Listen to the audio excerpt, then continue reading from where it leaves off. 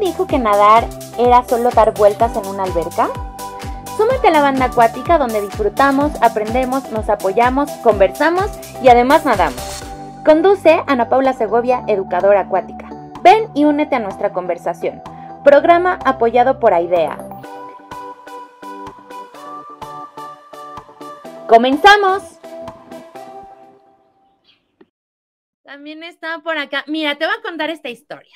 Está Fernando, él es un nadador de 11 años, que lo entrena Alba Pérez, que es una seguidora de ella, además nadamos.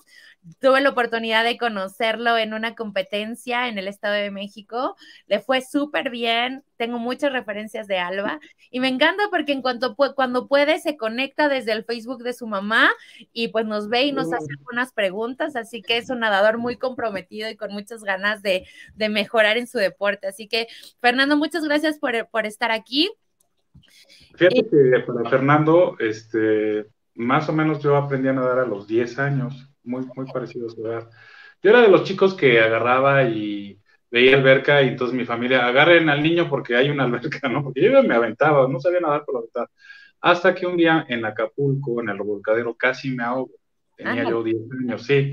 Dice mi mamá que me quedé todo un día mudo, el trauma. Pero lo interesante es que regresando de ese viaje, yo le pedí, o sea, un niño de 10 años le pide a su mamá, mamá, llévame a clases de natación, quiero aprender a nadar. Y ya de ahí, pues, ya se Mira volvió todo. qué interesante, ¿no? Porque lo más natural es que, al contrario, sea como algo a lo que no me quiero acercar, y tú, literal, bueno, agarraste el toro por los cuernos, diríamos por acá. Sí, no me vence. Y al siguiente año, en Acapulco, pues sabes que está el maratón guadalupano. Ajá, Pues hicimos el infantil, que era 1 kilómetro en ese entonces, que nadábamos de caleta a caletilla. ajá. Y después en infantil B era 2 kilómetros, que era ir a la Roqueta y regresar. Pero bueno, allá ahí es como una historia porque el maratón guadalupano para mí es algo que me llena de recuerdos, de grandes satisfacciones. Y bueno, últimamente pues he estado yendo constantemente y siempre hay algo nuevo. Por ejemplo, el año pasado bajé mi tiempo casi 5 minutos, mi mejor tiempo que yo tenía de máster, bajé, porque el maratón guadalupano ha tenido así como 4 kilómetros, luego 5 kilómetros, entonces no puedo hacer una comparativa con respecto a lo que yo hacía en juvenil, pero ya de máster sí ha mantenido ahí los 5 kilómetros, y bajé 4 minutos y dije, wow, lo que pasa es que tembló, nos agarró en el guadalupano, nos agarró un, un temblor y nos aventó a todos hacia la orilla y todos bajaron sus tiempos, impresionante. Wow. Bueno, pues fue un regalazo, ¿no? Sí. Sí, 4 minutos para un nadador. ¡Qué Sí, claro que regalazo! sí. A mí me toca algo así en el cruce. Sí. Sí, sí.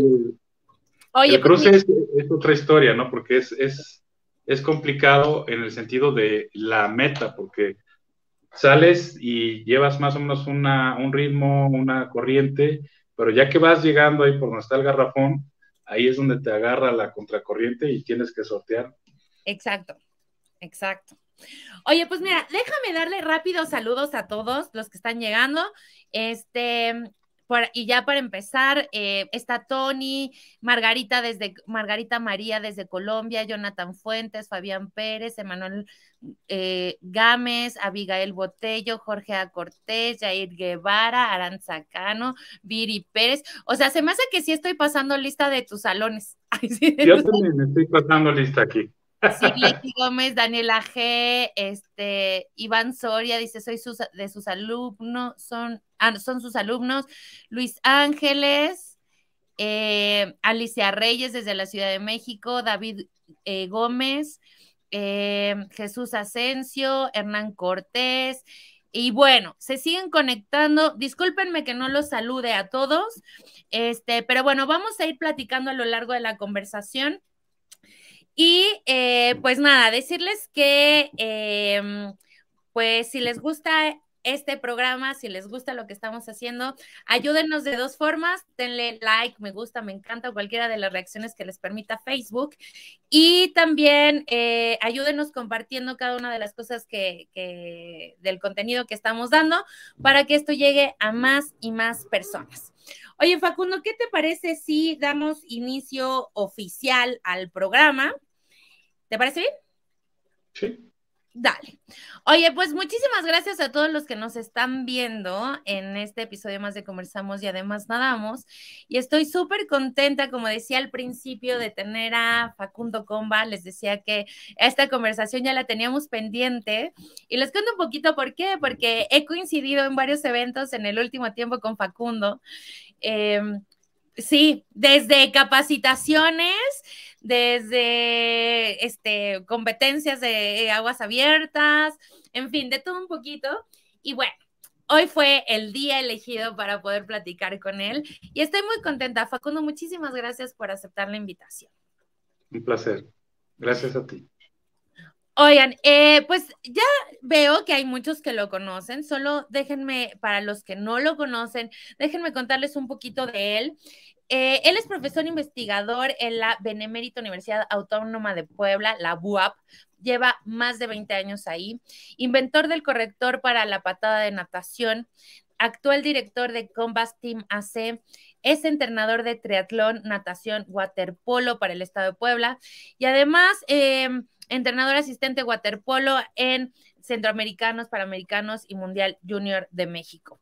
Y bueno, Facundo, no sé si tú has visto alguno de los programas, pero nosotros tenemos ya unas preguntas de cajón, que ya contestaste por ahí alguna, pero quisiera que nos contaras un poquito quién es Facundo Comba y cómo te definirías.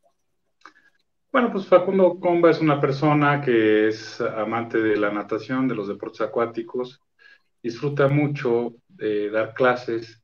Lo que más me apasiona es enseñar a enseñar. Yo, esta trayectoria de 20 años, pues tiene una razón de ser porque precisamente es algo que cuando veo a mis alumnos, que muchos están conectados, que me mandan saludos, y yo siempre digo que es una forma de vida, es lo que yo trato de transmitir, esa pasión que me representa para mí el poder nadar, el poder seguir dando clases, pues es como mi forma de transmitir y mi forma de aportar algo a esta sociedad, ¿no? Pues, desde mi trinchera, el modus vivendus aquaticus, pero al final, pues es algo que disfruto mucho.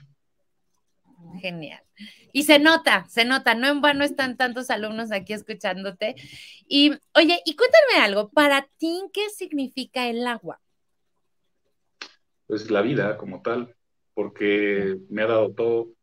Te platicaba que desde los 10 años, esto empezó desde que yo tenía 10 años, llevo 40 años en el medio acuático y bueno, he estudiado mucho el tema del agua en diferentes aspectos, todo lo que va relacionado con la enseñanza, entonces, y en diferentes categorías. He tenido la oportunidad, o sea, la vida me ha dado la oportunidad de decir, bueno, ¿dónde empieza la enseñanza acuática? Bueno, pues desde el embarazo he tenido la oportunidad de tener señoras embarazadas, mamás que después con sus bebés me los llevan y les hemos enseñado a nadar.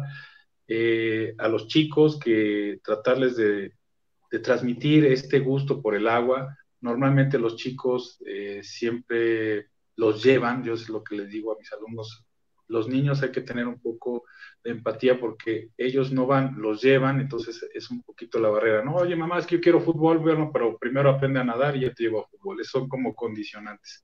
Y después, los jóvenes que te platicabas ahorita de lo de las selecciones de triatlón, de que ahí estaba Lulú Larios, sus hijos, me acuerdo mucho de ellos, con mucho cariño, las selecciones de triatlón, las selecciones de waterpolo.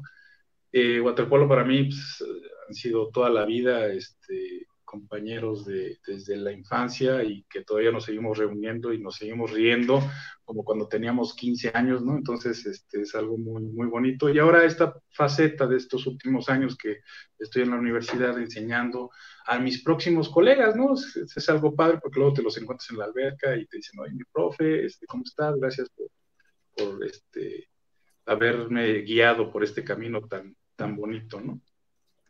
Genial. Oye, y a ver, cuéntanos un poco cómo llegas al agua, pero sobre todo, ¿qué es lo que te hace eso decir, yo quiero dedicar toda mi vida, ¿no? A eso, a ser un profesional del agua. Como... Bueno, al inicio te platiqué una faceta de la infancia, del por qué empecé a nadar y por qué aprendí a nadar. Me gustó mucho, mi hermano mayor después se metió al equipo de waterpolo y entonces yo quería jugar con la pelotita y en el equipo aquí de waterpolo de la universidad yo era el más chico en ese entonces, jugaba con gente, yo tendría 14 y jugaba con gente que tenía 28, 30 años, entonces me deletreaban la edad, no teníamos la categoría infantil juvenil, pero después con ese interés fui jalando a mis amigos y ahí buscando nadadores y al final formamos el equipo de waterpolo de la categoría y empezamos ahí a trabajar.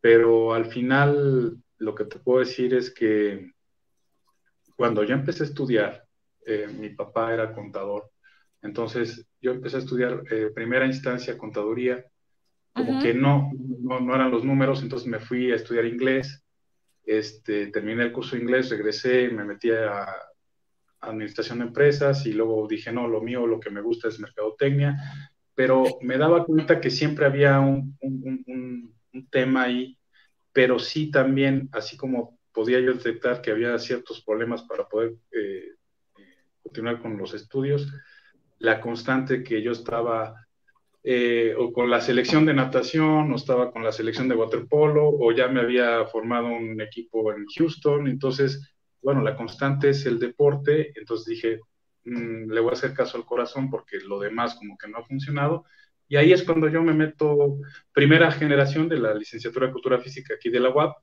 la UAP es pionera en México con respecto a lo que viene siendo la cultura física, o sea, la UAP es la que trae a México la cultura física, el concepto de cultura física, que viene de los cubanos, que viene de los alemanes, pero al final, pues entramos, terminamos la carrera, nos invitan a dar clases y ya pues, nos quedamos acá, feliz de la vida.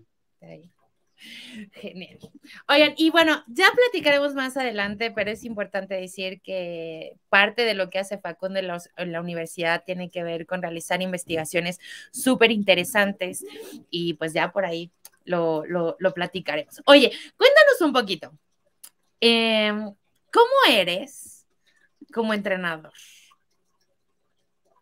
Pues fíjate que yo pienso que soy una persona bastante amable como entrenador. Digo, me gusta mucho formar personas, porque luego observo a los entrenadores y digo, es que piensan que son máquinas y no, son personas lo que están trabajando. Luego apenas hablaba con una colega en el sentido de que, oye, es que le estaba diciendo esto y le estaba diciendo algo de groserías y oye, pues son personas, tienes que estar respetando a los chicos. Y bueno, el evento, el objetivo, la competencia, sí es importante, es un tema medular cuando tú haces, por ejemplo, como entrenador, los macrociclos, y entonces, pues haces toda una programación anual para una competencia y vas haciendo los diferentes cargas para ver qué es lo que le falla a tu equipo y poderlos mejorar. Pero al final me di cuenta que precisamente lo más importante es que tú formas personas. Cuando estás con la imagen de entrenador,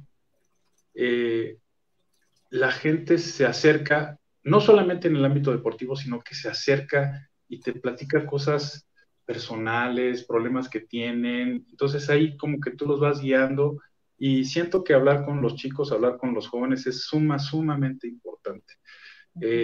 Y al final la vida me ha dado la razón porque en los equipos que yo he tenido oportunidad de formar, sí, la gente que ha estado muchos años conmigo, digo, pues es gente de bien, ¿no? Y eso da gusto, ¿no? Y satisface. Sobre todo, por ejemplo, cosas que te regala la vida cuando te topas con un alumno y te dice, profe, y dices, pues, ¿quién eres? No, no te reconozco porque yo tenía aquí un niño de 12, 13 años y pues te habla una persona con barba, y dices, oye, ¿quién es? ¿No? Y ya se acerca y empiezan a platicar y dices, qué padre que se acerquen, que te reconozcan y que pues te platiquen, ¿no?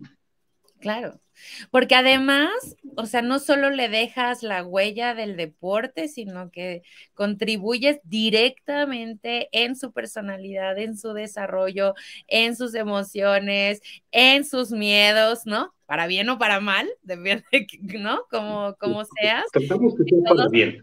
¿no? Ojalá, ¿no? Ojalá que todos Estamos de fuéramos acuerdo. para bien, Sí. claro. Claro, mira, como dice Alan Cooper, dice totalmente porque eres su guía no solo en la piscina, sino también los formas en la vida, ¿no? Y Cierto, eso es cierto. como clave. Y además hay que entender que no todos los atletas se van a ir al alto rendimiento, algunos nada más va a ser un rollo formativo, que es en su mayoría, ¿no? Es un rollo formativo, de diversión, ¿no? Sí, de disciplina tal vez, ¿no? Pero hasta ahí, ¿no? Y te puedo contar, o sea, ahorita la Federación Mexicana de Natación está pasando por una etapa muy difícil, pero también te puedo contar que a nosotros nos tocó lo mismo en esa época, cuando yo entrenaba, que estaban en los selectivos y esto, había una figura que, así como Kirill, que se llamaba Espinosa, y estaba años, y seguía. Y bueno, son cuestiones ahí políticas que están pasando ahorita en la natación, desafortunadamente, y es como la constante en México, ¿no? Que dices, bueno, por un lado que están las autoridades que deberían de, pero por el otro lado estamos todos nosotros, los deportistas, los entrenadores, los maestros, todos, que pues son millones de personas que practican la natación en México. Sí, claro, claro, claro. Oye, y de todo lo que haces, ¿qué es lo que más te gusta hacer? Dar clases, me encanta. Sí. Fíjate que tengo dos facetas, o sea, una, siempre me gusta transmitir el conocimiento, soy una persona bastante abierta en ese sentido. Yo veo a veces las personas como que guardan ahí como su secreto, pero ya ahorita es que open access, hay que abrir la mente, hay que abrir la ciencia, hay que abrir los conocimientos. Y estudiar, me encanta estudiar, ¿no sabes? Me encanta, es una pasión que ahí tenía, me encanta leer, me encanta buscar el origen de las cosas y ese tipo de cosas. Claro. Oye, y a ver, tienes natación, triatlón y waterpolo dentro de tus disciplinas. ¿Qué es lo que más disfrutas de cada uno? Bueno, dirían que en triatlón la respuesta obvia es nadar, pero no, disfruto mucho la bicicleta, me encanta andar en bicicleta. Ajá. Te cambia el esquema, porque andar en bicicleta, cuando te pones a entrenar para un Ironman, para un medio Ironman, pues tienes que hacer horas y horas y horas. Entonces te vas paseando y vas conociendo muchos lugares, ¿no? Entonces, cosas de que agarras la bicicleta cuando está amaneciendo y regresas 6, 7 horas después, cansadísimo, pero feliz de la vida, ¿no? Entonces ahí me encanta mucho. Waterpolo, fíjate que eh, tengo sentimientos encontrados porque yo siempre quise hacer una escuela de waterpolo. Y en Puebla siempre tuvimos problemas con respecto a las instalaciones, agua fría, albercas olímpicas pero sin techo, y aquí diciembre, enero pues son temperaturas muy gélidas, entonces no podíamos llevar una continuidad, siempre estuvimos ahí tratando, y al final, lamentablemente el waterpolo aquí en Puebla desapareció, no tenemos equipo de waterpolo. Para los chicos que nos están escuchando, pues hay una oportunidad porque se puede eh, emprender un nuevo proyecto de waterpolo, pero digo, a mí me dan una pelotita en la alberca y me pongo a tirar balonazos, ¿no? Me Entonces, consta. Lo vi en el día. sí, yo me ponen la pelotita y me cambia todo. Digo, yo soy de la vieja escuela de waterpolo, entonces, al final, pues, es algo que disfruto mucho, ¿no? Claro.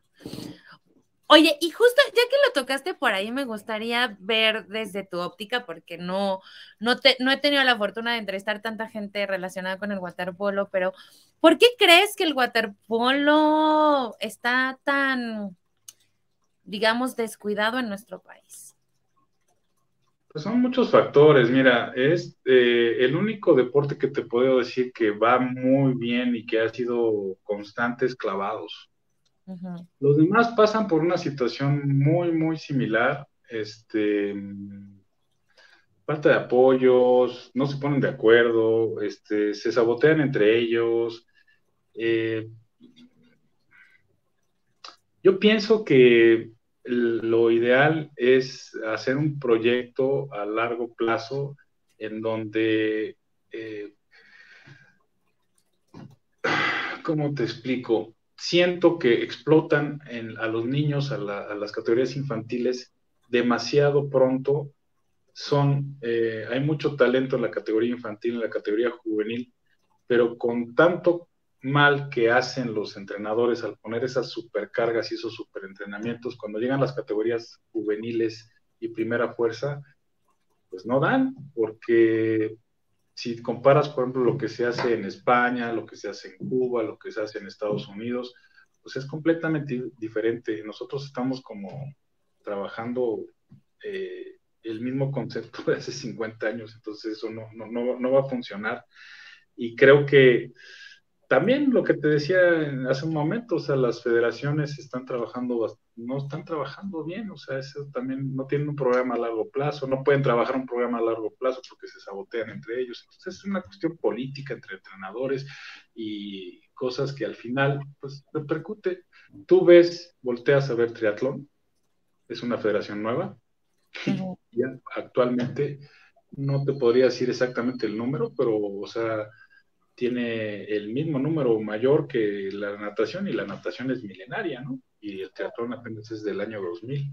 Entonces, pues todas esas cosas yo creo que es lo que deberían de considerar los federativos, porque también hay una cuestión, pero ya yo creo que de toda Latinoamérica, no solamente de México, porque ya Ajá. platicando con otros entrenadores de Perú, de Argentina, de Brasil, es la constante, o sea, no hay apoyo para el universitario. Y ahí es donde el chico tiene 20 años, es cuando está más fuerte, es cuando tiene la mejor salud, cuando tiene la mejor actitud, y lo único que le falta es ganar un poquito de experiencia, y no puede porque precisamente pues tiene que decidir qué va a hacer con su vida, ¿no? Claro, claro. Y sabes qué, Facundo, yo le metería algo adicional, que yo que estoy en la parte 100% de enseñanza, que tampoco habemos muchos maestros que por lo menos introduzcamos el waterpolo dentro de nuestras clases, porque la gente va a aprender natación, ¿no? Pero dime en cuántas escuelas hay clase de waterpolo, aunque sea en una alberca de 12 metros, ¿no? O sea, no lo hay, ¿no? Hay, hay pocos espacios también. Yo por ahí del 1995, no sé, el siglo pasado, el siglo pasado, Ay, qué presenté fuerte. aquí en la universidad, presenté un proyecto de escuela de natación y polo acuático, se llamaba ENPA. Ujú. Y pues bueno, tenía éxito en natación, pero waterpolo no, y la gente no quería pagar. Y ponía yo promociones, o sea, cosas increíbles con respecto a los precios, en la cual, pues bueno, mire, que le salga el salario del profesor, pero promovemos la actividad. Bueno, lo que yo hablando con los papás me decían, es que yo prefiero pagarte a ti para que le enseñes a nadar, porque del otro te estoy pagando para que jueguen. Y eso es como mal visto. Claro, Pero dice, es que de por sí para los niños el juego es muy importante en el sentido de que es parte de su crecimiento. Y si tú quieres que aprendan algo, pues tiene que estar inmerso el juego porque es la etapa que ellos están viviendo. Y hay gente que no quiere que sus hijos jueguen, que quieren que naden, que den vueltas, vueltas, vueltas, que se cansen para que así en la tarde esté más tranquila en la casa, porque si no están... Y lo que no saben es que hacen todo lo contrario, porque estimulan y entonces el cuerpo se desarrolla mal y son más latosos, ¿no? Más... Y en cambio, si liberaran un poco a través ese estrés que tienen de la vida, ¿no? De la familia, de la escuela, a través del juego, pues, llevarían. Pero son de los conceptos que la misma sociedad en este momento en México o en Latinoamérica, te podría decir, pues llevamos mal, ¿no? O sea, creo que hay todo un trabajo que hay que por hacer, no solamente en la actividad acuática, sino en todos los deportes, porque considero que el trabajo con las bases pues realmente no es el adecuado, sobre todo viendo el éxito que tienen los demás países, pues tú lo has platicado con Juan Antonio Moreno, o sea, qué tan importante es el juego en las formaciones de los infantiles, ¿no? Ujú, ujú. Y las Sí, actividades recreativas. Y aquí lo ven así como, no, estás perdiendo el tiempo. Cosas como,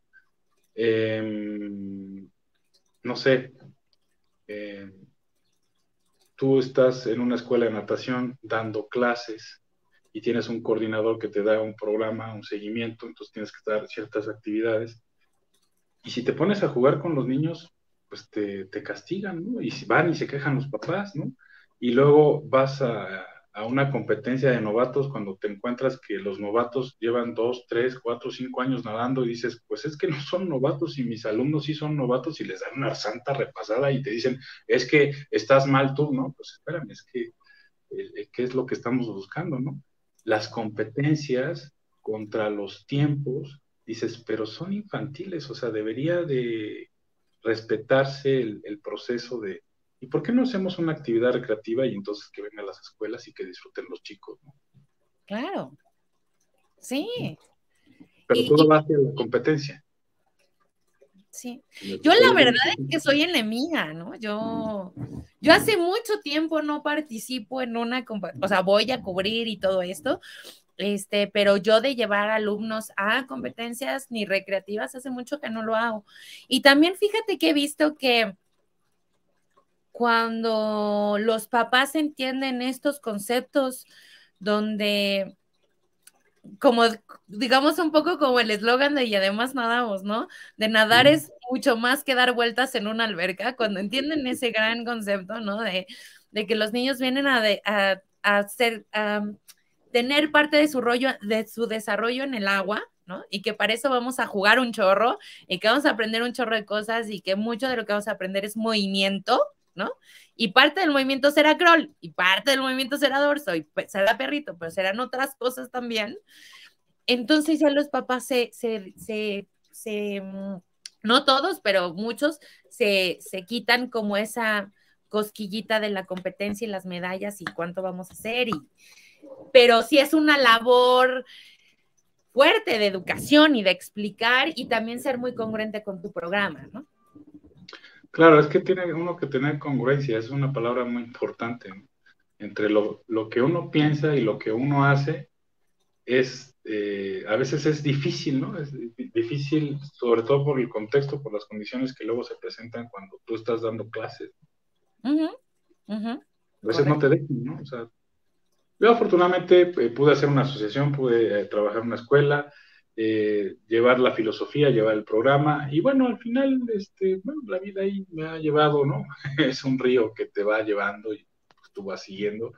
Esto que te platicaba de, bueno, esta pasión empezó por el waterpolo, después me fui al área de natación porque era donde había más oportunidad de trabajo y después estando en natación y queriendo levantar un equipo de waterpolo sale lo de triatlón y bueno, estuvimos bastante tiempo en triatlón y ahorita lo de triatlón se convirtió en aguas abiertas, bueno, pues seguimos en aguas abiertas, o sea, es como así un Sí. río que te va llevando la vida, ¿no?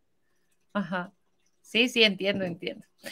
Oye, y mira, ya que estamos en este rollo hablando de enseñanza y todo esto, fíjate que está por aquí Nora Toledano y Ah, justo dice, por cierto, muy recomendable su libro de didáctica de la natación, que para que no lo conozcan es este. Quisiera que nos contaras un poquito cómo surge esta idea de escribirlo, de qué trata, para quién es.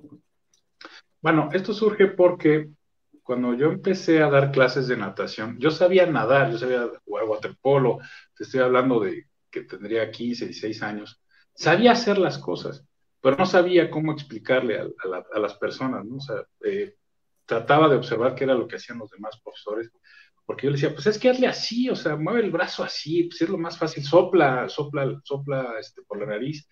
La gente a veces no puede, o sea, tiene que haber todo un proceso de familiarización, todo un proceso de adaptación, y eso te va a permitir que llevar al alumno a sus tiempos, porque a veces el error que uno comete como profesor es que piensa que los demás hacen lo que uno puede hacer. O sea, oye, pues si flotar es de lo más sencillo, ¿no?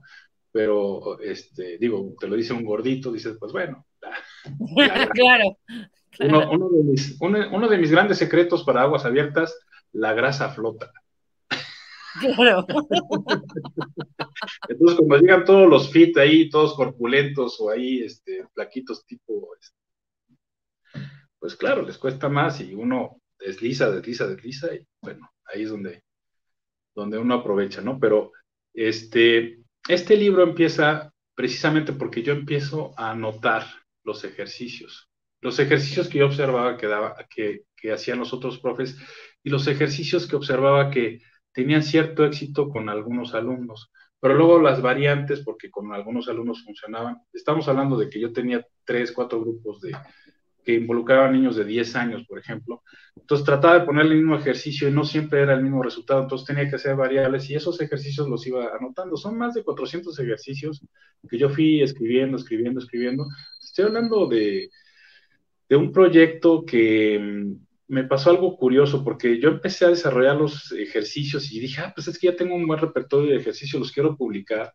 Y me acuerdo que en alguna ocasión fui a un congreso de natación y fue precisamente alguien que estaba presentando un libro de natación. Y los que estábamos ahí, los conocidos que estábamos ahí en el Congreso, yo estaba con un grupo y pues a mí me pareció lógico, termina la conferencia, voy, me acerco, compro el libro y le pido que me lo autografíe.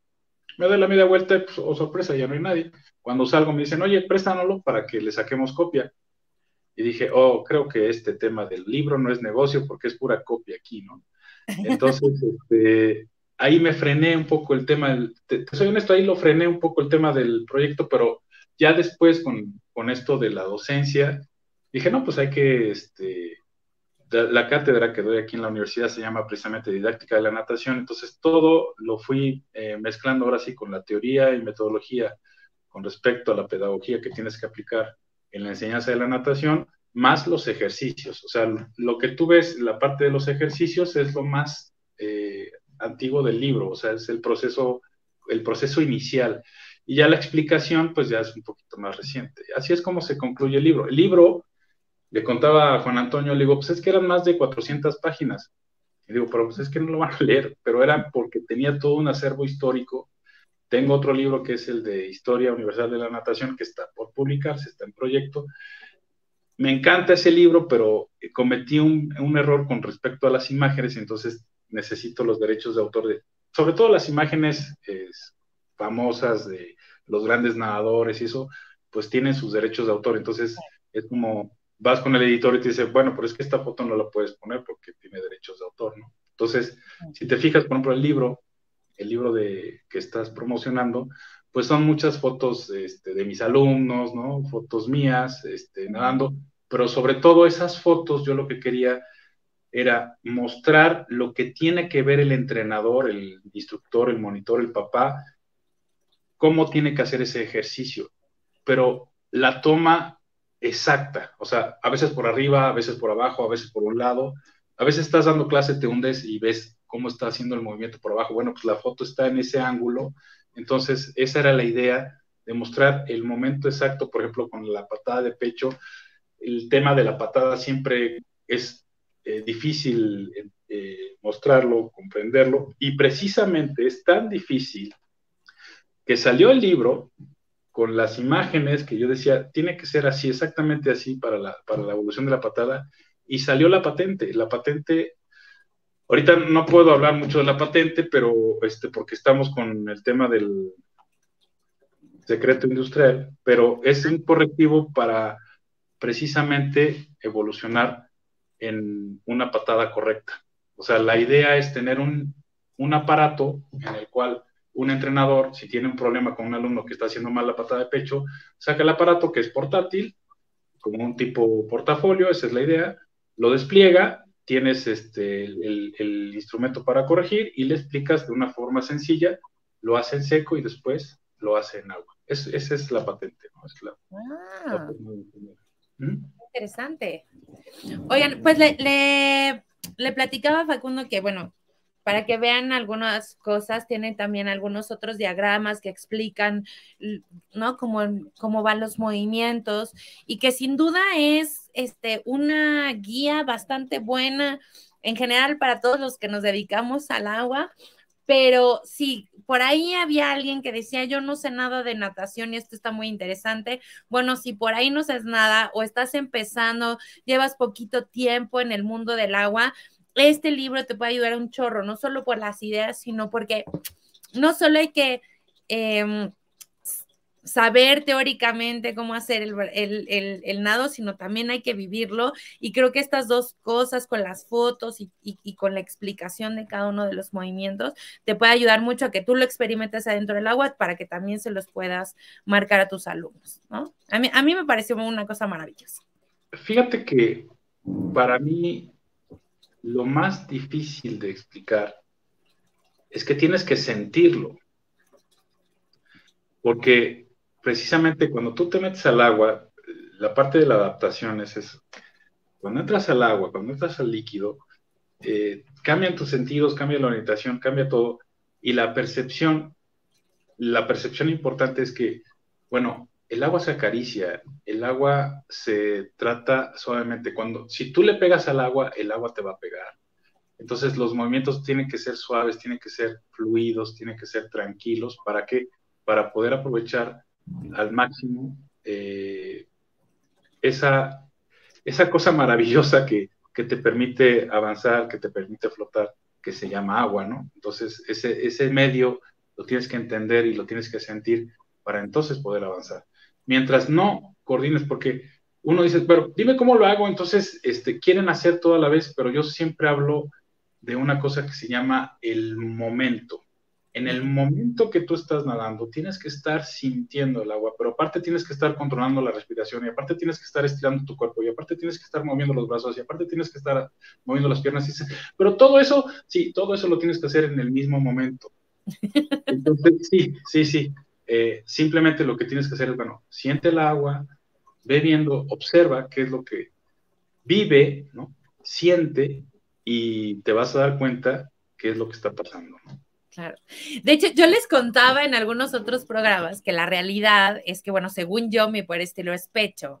Ahora que regresé a entrenar hace un año, algunos entrenadores que están ahí en la alberca me han dicho que mi estilo de pecho no es tan malo, pero la realidad es que en mi época competitiva, que fue toda, pues de los 8 hasta los 18 años más o menos, pecho me iba muy mal. Y la realidad es que no entendía pecho. O sea, esto de estírate no lo entendía, la patada se me hacía marciana, ¿no? O sea, no entendía nada.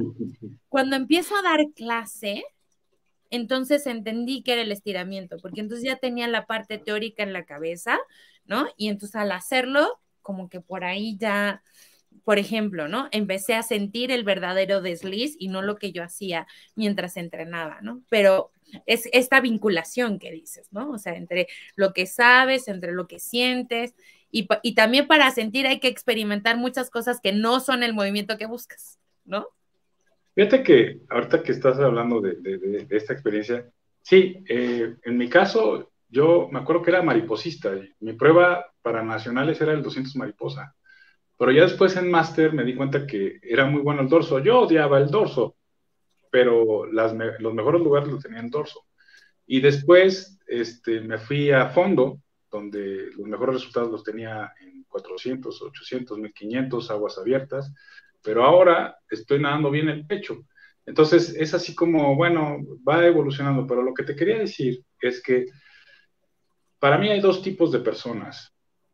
Las personas que son altamente hacia el lado alterno, o sea, hacia nados como el crawl o el dorso, y personas que son simultáneas. No sé si te has dado cuenta que, por ejemplo, hay gente que nunca ha tomado clases de natación, llega a la alberca y tiene una patada de pecho perfecta. Ajá. Cuando hay personas que te tardas años, o sea, no clases, años enseñándole la patada de pecho y sigue cometiendo el mismo error.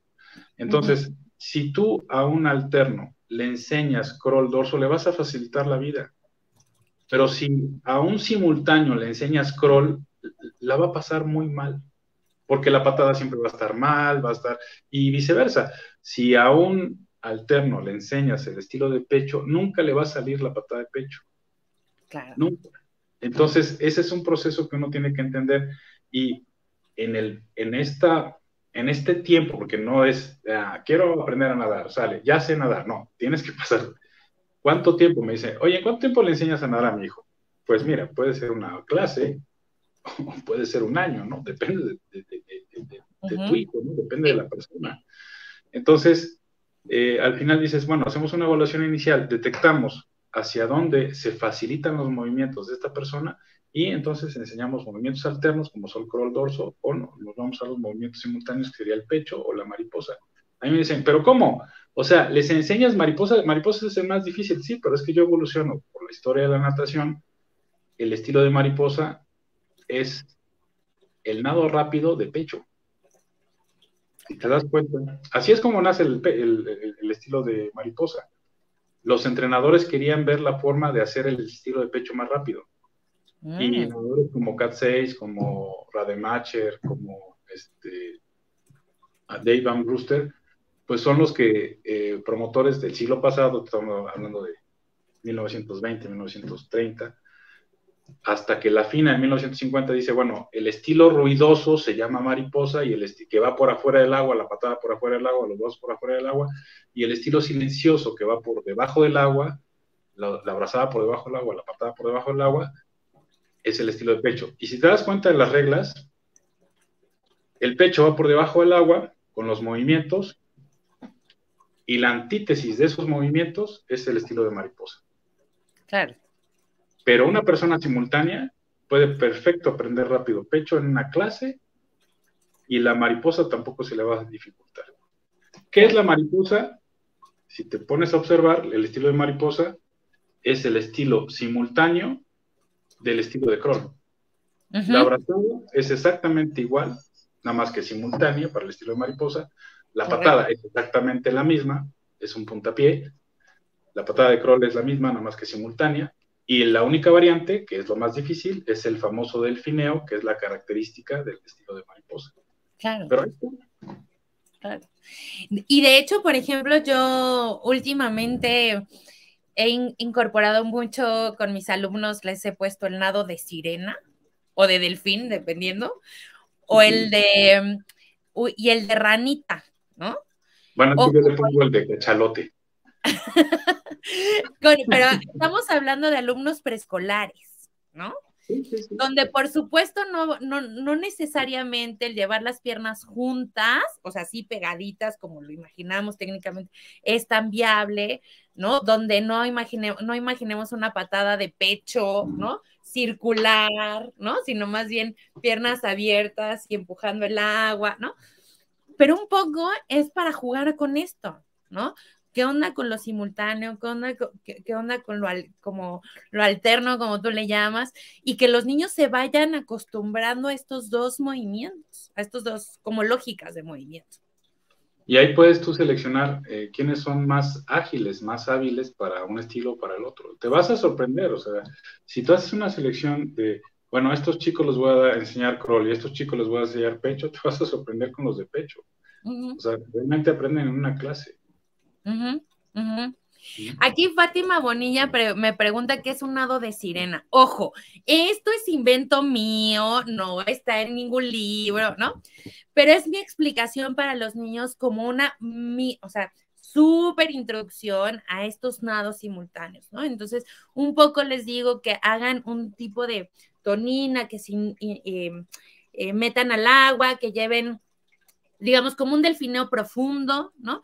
Y un poco que el movimiento de piernas sea junto, ¿no? Parecido al de mariposa, pero como ellos lo quieran hacer, ¿no? Un poco es esta introducción y que ellos vayan explorando esta forma de movimiento, ¿no? Insisto, no, si lo buscan así como nado de sirena, no lo van a encontrar. Esto es como una idea, ¿no? Para ir metiendo estos distintos tipos de movimiento en las edades chiquitinas, ¿no? Por ahí. Yo tengo una duda con el nado de sirena. ¿El canto es debajo del agua o fuera del agua? Pues mira, tengo alumnos que dicen que es adentro y otros dicen que es afuera. Así que, como usted prefiera. Oiga, y ¿Sí? por acá, duda, me dice Dulce Lara, y varias hay preguntas ahí, que dónde pueden comprar tu libro. ¿Qué vamos a hacer con este libro? Están mis redes sociales, Facundo Comba Facebook, Facundo Comba Twitter, Comba Steam, Twitter. Cualquiera de esas dos, con gusto, yo los veo la forma. Ahorita estamos trabajando con Amazon otra vez, pero digo yo, próximamente, prometo, lo pondremos en Amazon otra vez, pero vía de mientras mediante redes sociales. Genial. Oye, y por acá Fernando, el chico de 11 años que te platicaba, un nadador muy aplicado, nos cuenta, dice, a mí me gusta mucho el fútbol, pero la natación me dicen que es mi elemento. Definitivamente lo disfruto mucho, nado 4 veces a la semana y lo combino jugando fútbol. La pregunta que hay tanto de cierto que el waterpolo es parecido al voleibol o al fútbol o nada que ver. El waterpolo es parecido al fútbol en el agua. Tiene muchos elementos que presentas en el fútbol, dos equipos, aquí se ponen gorros en la cabeza, eh, las porterías, entonces es la misma dinámica en el sentido de que un equipo tiene que tratar de meterle gol al otro equipo en la portería, pero hay porteros como en el fútbol y el tema de las posiciones es como el básquet, ¿no? En el sentido de que el mismo juego, el mismo jugador pasa de la ofensiva a la defensiva, todo va dependiendo de quién tenga el balón, ¿no? Entonces, si el contrario tiene el balón, el objetivo del equipo es recuperar la pelota para uno, que no nos metan gol, ¿no? Y dos, es para poder ir a atacar y tratar de meter un gol. Es un deporte muy divertido, tiene ahí sus reglas. Ojalá pueda ir en algún lugar, no sé dónde él esté nadando, pero Tultitlán, sí. por ahí. Bueno, en el Estado de México hay equipos de waterpolo, sí, seguro. Hay Sí. muy buena escuela de waterpolo ahí en el Estado de México. Y Fer, si tienes duda, yo estoy segura que si le comentas a Alba, seguro por ahí les van a poner un juego, por lo menos para que lo experimentes y veas si te gusta o no. Yo también creo que te puede gustar. Oye, y por aquí Sí, Juliana García dice, ¿cómo llevaría a cabo la enseñanza a personas que tengan malas experiencias en natación, pero quieran retomarlo? bueno, por eso en el libro hablo de la familiarización. Uh-huh. La principal diferencia entre la familiarización y la adaptación es precisamente que nosotros tomamos en cuenta ese tipo de malas experiencias. Lo que nosotros tenemos que hacer, si te das cuenta, familiarización viene de familiar, o sea, tenemos que acercarnos a las personas, ser empáticos y comprender más o menos los procesos que están pasando. Una persona que ha tenido una mala experiencia en el agua, por supuesto que no, por lo menos que quieres volverse a meter al agua. Entonces, si son chicos, si son pequeños, bueno, a través de los juegos, y si son adultos, a través del acompañamiento. Eso es súper importante, porque entonces tú vas de la mano, lo vas llevando y todo ese proceso lo que necesitas es darle confianza a esa persona para que se vaya soltando. El agua es maravillosa. El agua estimula, yo he visto cosas con los bebés en el sentido de que cómo disfrutan el agua. Muchas de las personas piensan que lo importante en los bebés es que aprendan a nadar. Lo cierto es que mi filosofía dice, bueno, para empezar, nunca vas a dejar a un bebé cerca de una alberca solo. Uh-huh. Entonces, un bebé, estamos hablando de 1 año, 2 años, bueno, tiene que ir acompañado de una persona. ¿Y qué tiene que hacer? Tiene que crecer. Ahora, lo más trascendental, de acuerdo a los estudios que hemos estado haciendo los últimos 10 años, es que esa estimulación que hacemos con el agua, con los bebés, les permite crecer, darles más herramientas para su desarrollo. Entonces, niños que no hablan empiezan a hablar, niños que no caminan empiezan a caminar, niños que deberían estar gateando empiezan a gatear. ¿Y todo por qué? Gracias a la estimulación que estamos haciendo al agua. ¿Cuánto Uh-huh. tiempo? 2 días por semana, menos de 30 minutos está bien. En la misma regadera se puede estimular, sí, en casa puedes estimular al niño, pero es súper importante que estemos estimulando con el agua al niño, pero le da herramientas para crecer. Ese es el descubrimiento que les puedo... niños que tienen parálisis cerebral, displegia, cuadraplegia, mejoran sus posturas, ayudamos mucho con respecto al tema motor. Niños con síndrome de Down, también es maravilloso, estos chicos son increíbles los síndrome de Down. Yo he tenido experiencia con síndrome de Down y realmente te ganan el corazón estos chicos, ¿no? Son maravillosos. Sí. Oye, y quisiera complementar un poquito, ojo, para los que no me conocen, yo por ahí soy psicóloga, entonces este tema de los miedos me encanta. Un tip que yo les daría es entiendan de dónde viene el miedo de la persona. Si fue un accidente, si fue simplemente que sabe lo que puede pasar, ¿no? Pero siempre rásquenle y por ahí van a poder ver qué es lo que le va a asustar más de lo que le van a poder, de lo que le van a enseñar y pueden ir introduciendo poco a poco de distintas formas, pues las distintas habilidades, ¿no? Pero hay que entenderlo muy bien. Eso siempre lo sugiero. Ojo con los miedos y ojo con los traumas. Sí. Porque si es un trauma, si es una persona que se estaba ahogando, es una barrera, pero, o sea, no es una barrera física, es una barrera mental y esa puede durar toda la vida. Entonces, Sí. eso sí, esa sí yo recomiendo que por fuerza tiene que tener ayuda psicológica. Un profesional en psicología, si es una cuestión de trauma, Sí. porque ahí sí es una barrera, eso sí es una barrera en la cual uno, por más que quieras, si es una mala experiencia, podemos inclusive desarrollar una fobia, ¿no?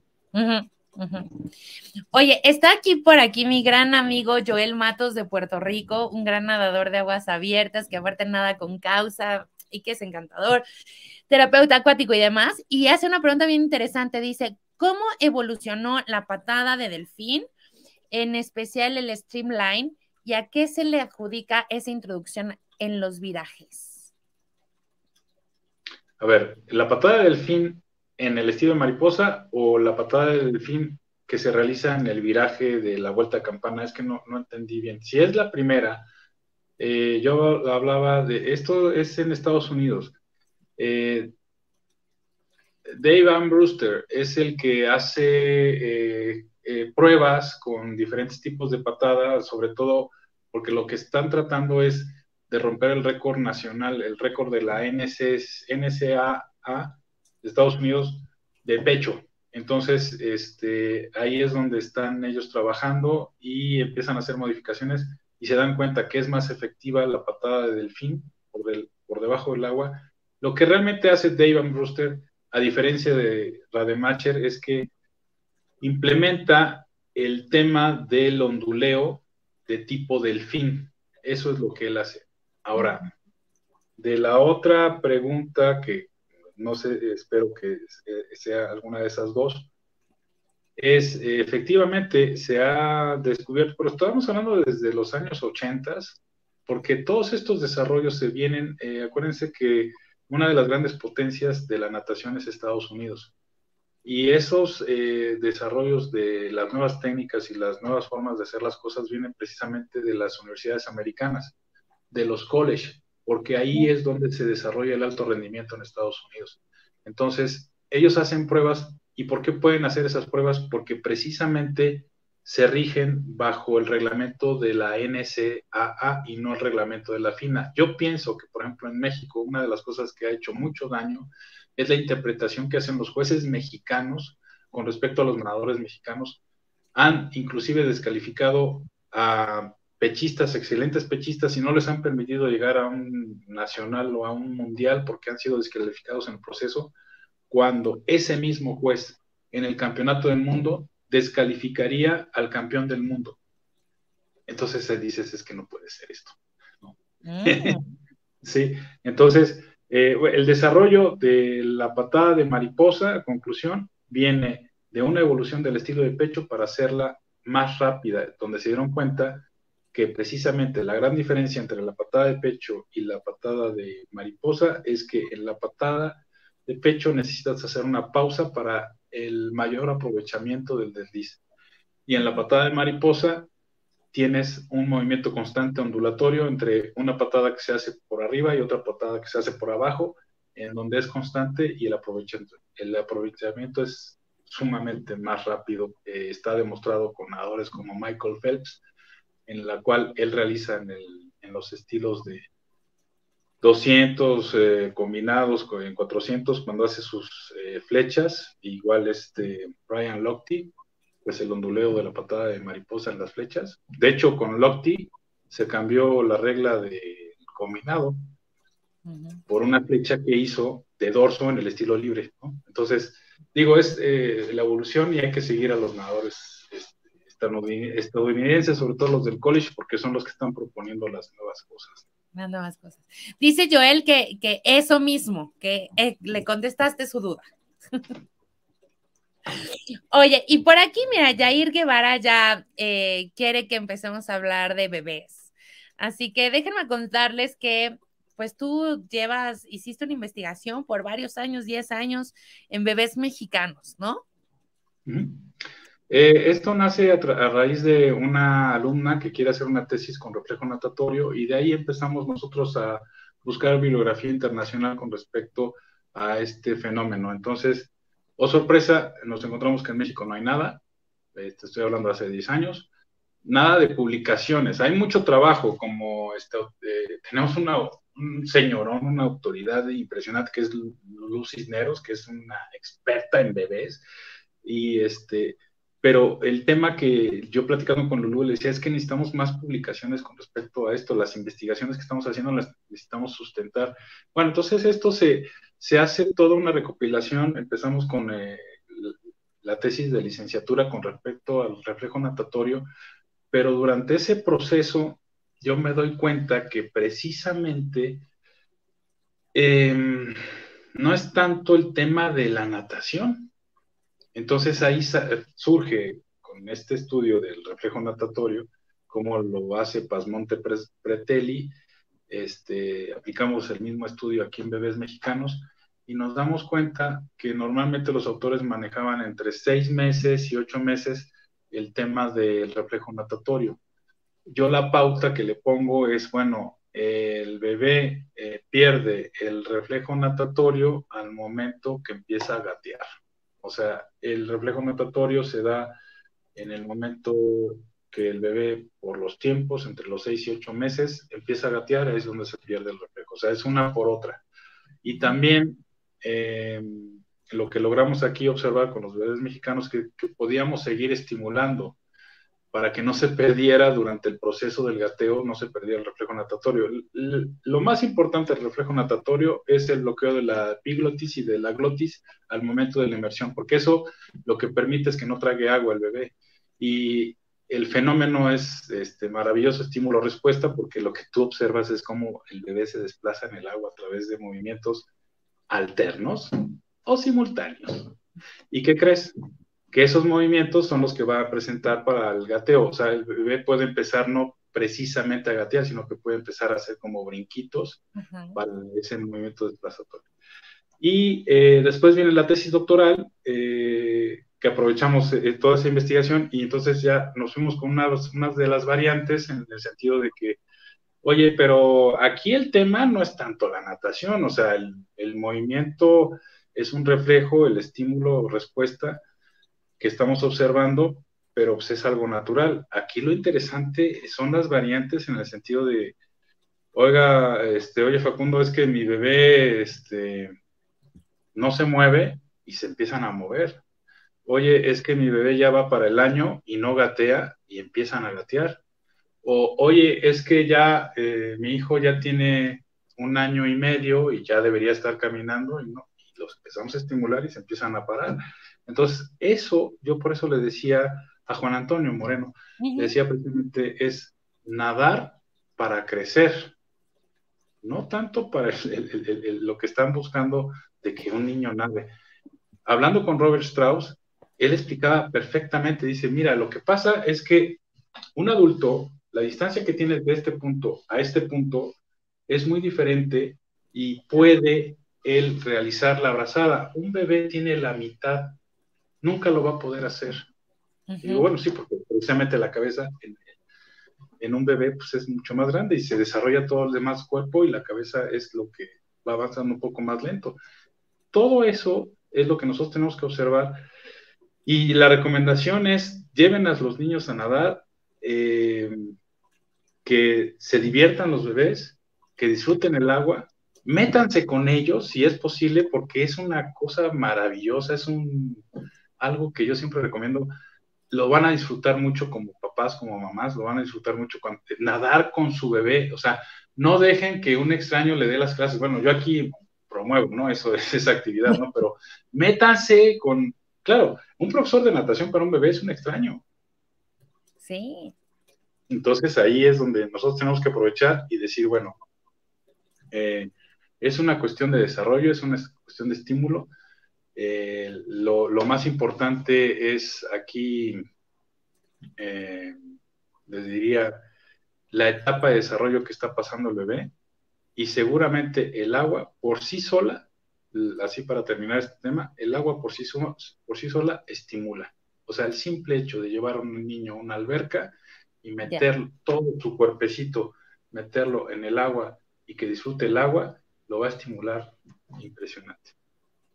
Claro, claro, pero un poco, pues sí, o sea, y la estimulación va en muchos sentidos, ¿no? No solo tiene que ver con la parte motriz, porque es lo que normalmente pensamos, ¿no? Ay, pues que se mueva y entonces, ¿no? Y va a caminar mejor y todo esto en relación al movimiento, pero sin duda también tiene muchos efectos cognitivos, emocionales, que van a contribuir de forma integral para el desarrollo del niño. Sí, volvemos otra vez el tema de la familiarización, o sea, tratar de los profesores de natación ser empáticos con esta criatura, con este pequeño ser que ve una persona enorme que lo va a meter al agua, ¿no? Entonces, que la reacción es el llanto.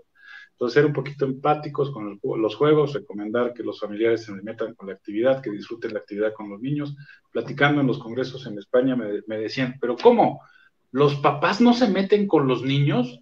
Pero bueno, pues es una práctica común aquí en México, o sea, aquí llegan, le dan al niño al bebé, se ponen ahí a verlo, si bien nos va, y si no están ahí con el celular, los papás, o sea, no están. Cuando el niño realmente lo que necesita es disfrutar el agua.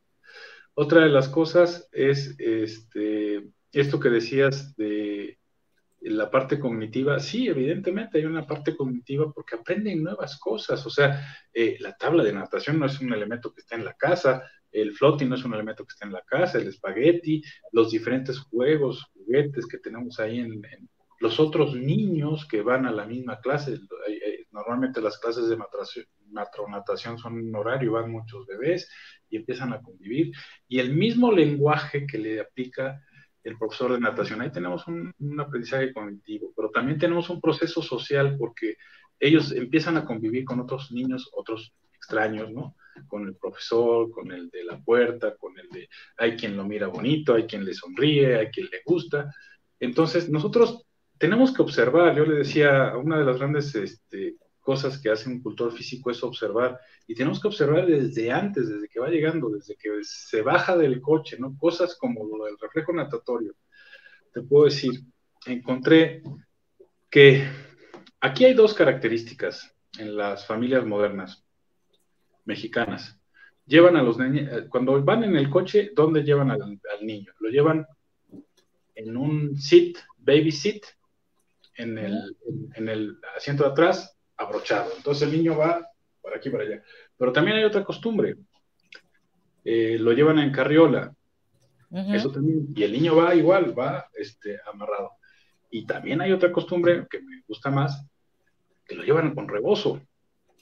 Entonces, estas constantes que estoy diciendo, ¿cómo va el niño? Pues va asegurado, no hay movimiento. Es muy diferente el niño que va en brazos. Con los brazos sueltos es muy diferente. Se mueven más los niños que van con brazos a estos niños que van abrochados. Entonces, ¿cuál es la recomendación? Bueno, procuren, sí, por seguridad, evidentemente, cuando sean los medios de transporte, sí, pero procuren que cuando estén en casa y eso, estén libres de movimiento, que los niños se puedan mover, y eso va a ayudar mucho. Claro. Porque, oh, sorpresa, ¿dónde se mueven? En la alberca. En la alberca, un niño que no gatea porque está abrochado todo el tiempo, lo llevas a la alberca, se estimula, se desenvuelve, se mueve, y entonces es donde vemos ese proceso maravilloso, ¿no? Claro, claro. Oye, Francisco Valverde pregunta, dice, si bien es importante la formación de niños y jóvenes nadadores, ¿qué perspectiva trazas para los adultos mayores? que es una población que se está incrementando en México? Uy, es que, bueno, Paquito forma parte del equipo hace muchos años y yo agradezco a la comunidad del Parque España porque la verdad, una de las cosas con los adultos mayores es que la característica es que ellos van, no los llevan. O sea, no es como el niño de que quiero que le enseñes a nadar. Un adulto mayor, una persona mayor, llega y te dice, oye, es que yo quiero aprender a nadar. Entonces ahí la perspectiva cambia porque ya trae la motivación. Luego, yo lo he insistido mucho, mucho, mucho en natación, porque fíjate, tenemos una medalla de oro olímpica y una medalla de bronce olímpica en México 68, hace más de 50 años. Pero ¿qué crees? Tenemos medallas de primer lugar, de segundo, de tercero, en campeonatos mundiales Masters. Entonces, ahí hay toda una cultura que se puede aprovechar. Ojo a los estudiantes, ojo a los profesores que están dando clases, porque, número uno, tienes al máster que tiene el interés, que tiene las ganas de aprender, y eso es una facilidad impresionante para lo que es la enseñanza. Dos, es una persona que ya trabaja y tiene los recursos para poder entonces hacer proyectos. O sea, ahí con el grupo máster hemos hecho cosas maravillosas como cruces de 5 kilómetros, de 10 kilómetros, de 20 kilómetros, de 30 kilómetros.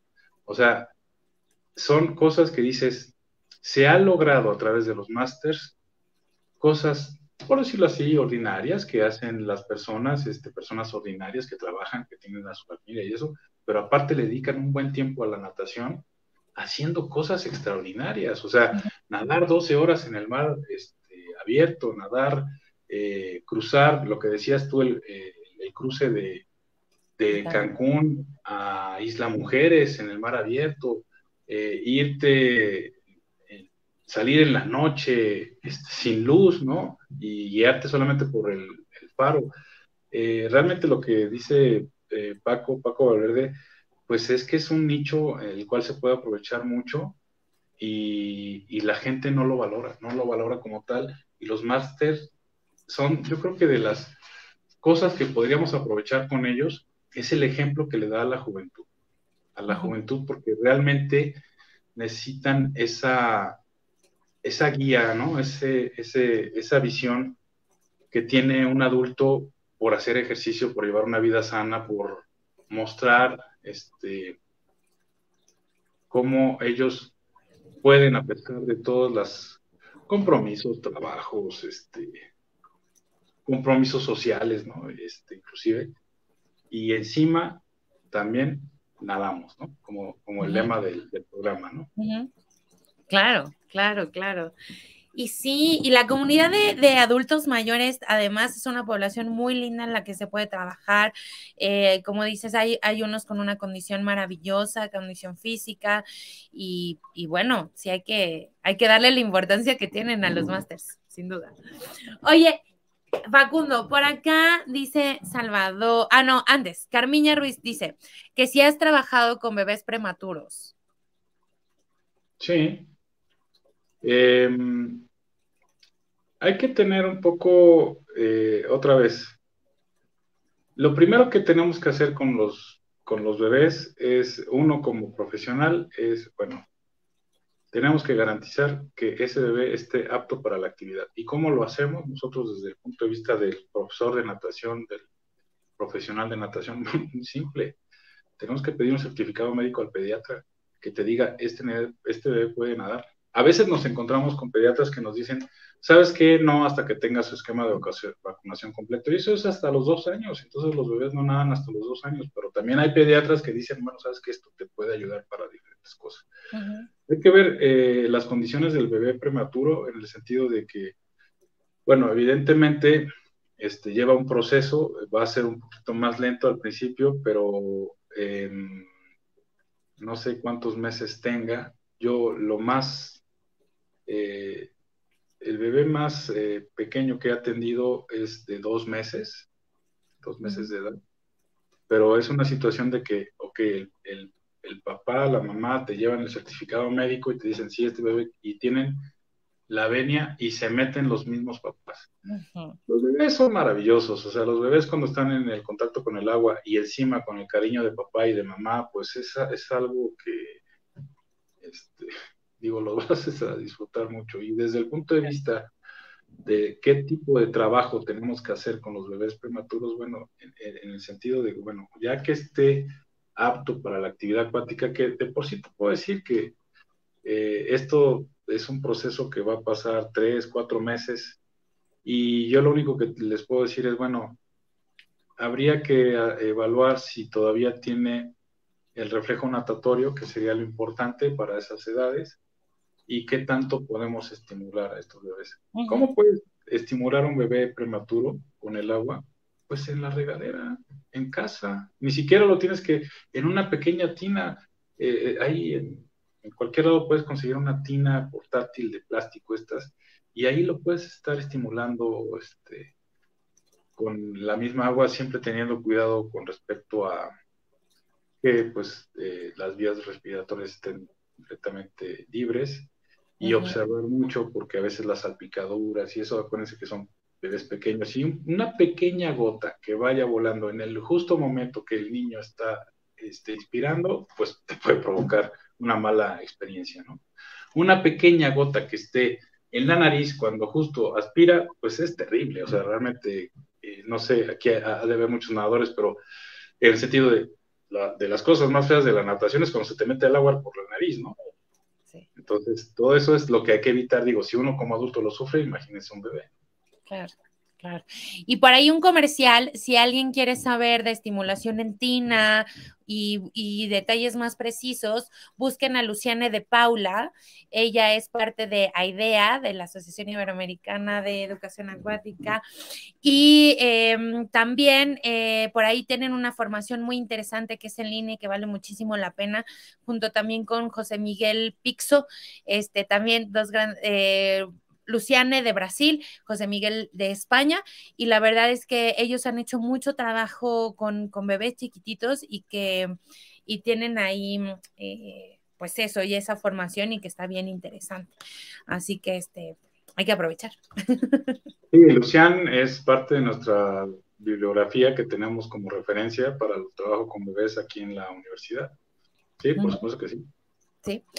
Oye, y ya estamos a nada de terminar, Facundo, y por aquí Salvador López hace una pregunta buenísima para cerrar. Dice, profesor, ¿qué consejos nos daría usted a sus alumnos que apenas vamos empezando? Bueno, estudien mucho. Actualmente el Internet es maravilloso porque puedes tú encontrar mucha información. Verifiquen la información, la fuente de la información. Siempre he dicho que es importante ver las fuentes, dónde viene el origen de esto.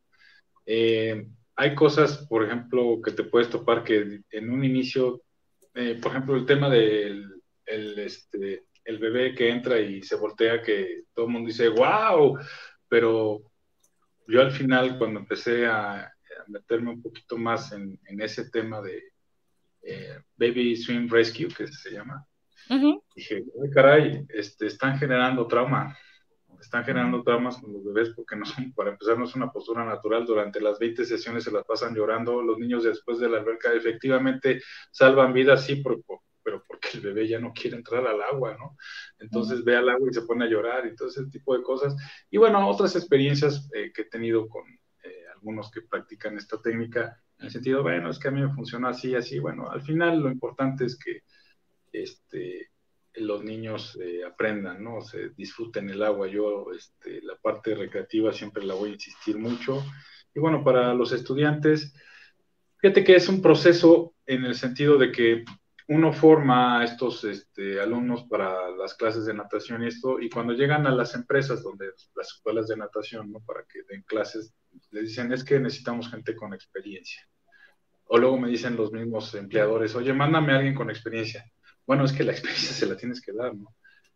Actualmente, y lamentablemente lo comparto, ¿no? Digo, para dar clases de natación en alguna institución, al menos que sea universidad, escuela, te piden la cédula, pero para las escuelas de natación privadas, pues pueden ir empezando. Yo conozco mucha gente que empezó muy joven. Yo empecé a dar clases a los 15 años.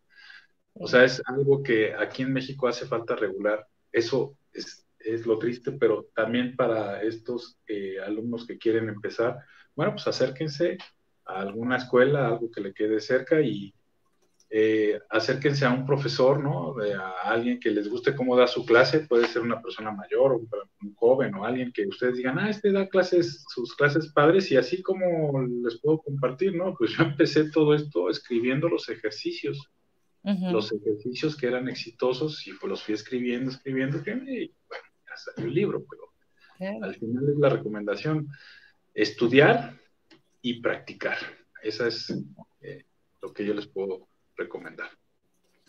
Oye, y ya que están muchos alumnos por aquí, voy a aprovechar para decirles que, pues, si están interesados en el mundo de la natación por completo, vale muchísimo la pena que entren a la página de AIDEA, en donde cada 15 días aproximadamente sacan recursos pedagógicos, que son unos pequeños artículos que están redactados, la verdad, de una manera súper amigable, con cosas, la verdad es que de calidad, que vienen de grandes académicos de distintas partes de Europa, pero de Latinoamérica también.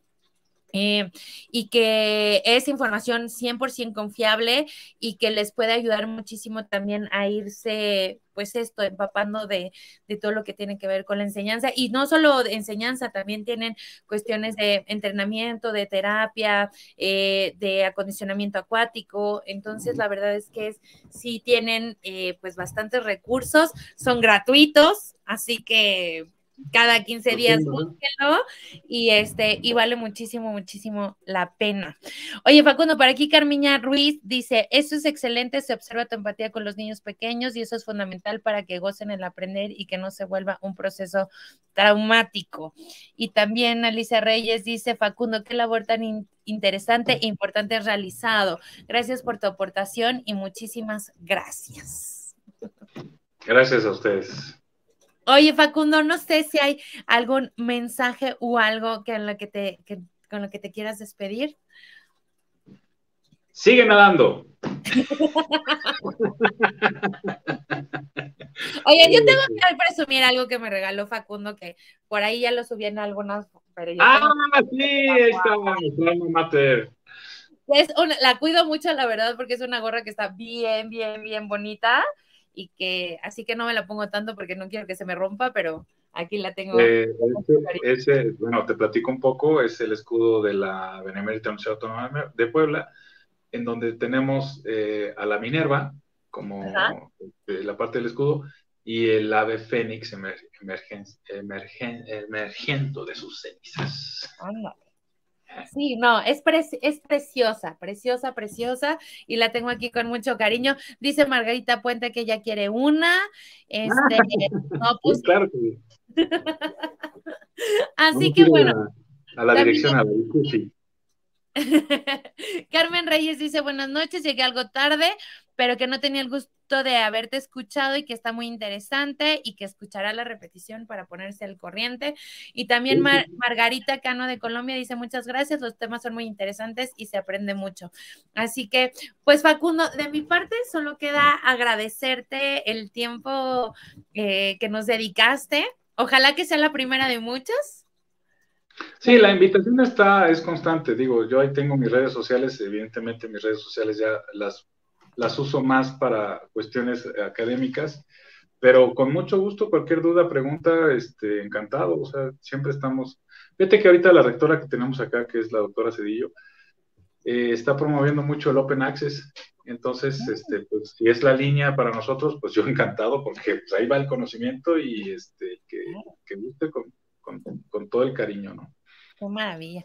Pues yo aquí te seguiré dando lata, estoy segura que volverás a estar aquí con nosotros. A todos tus alumnos, pues muchas gracias por venir a la porra. Y bueno, pues nada, decirles otra vez que si les gustó este programa, pues no se olviden de darle like, me gusta, me encanta, lo que quieran, poner de las reacciones que permite Facebook. Ayúdenos compartiendo el contenido. Si por ahí no nos siguen y en Además Nadamos, pues este es el contenido que hacemos, así que pues denle me gusta a la página, estamos en Facebook, Instagram, YouTube, TikTok y hacemos muchas locuras. Y Facundo, para mí fue un placer tenerte por acá, me encantó conversar contigo, con todos los que están del otro lado y nos vemos el próximo miércoles. Muchas, muchas, muchas gracias. Adiós, saludos. Mucho. Bye. Deseamos que este programa te haya gustado. Recuerda seguirnos en nuestras redes sociales, en Facebook, Instagram, YouTube y TikTok como Y Además Nadamos. Este programa fue apoyado por Aidea. Te esperamos en el siguiente.